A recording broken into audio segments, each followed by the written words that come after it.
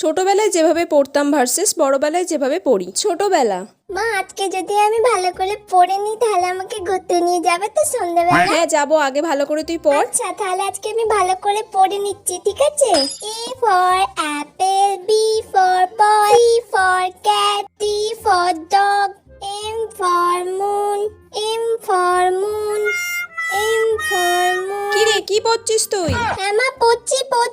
O for orange. Barabela. উফ বাবা, এতগুলো বড় কোয়েশ্চেন দিয়েছে।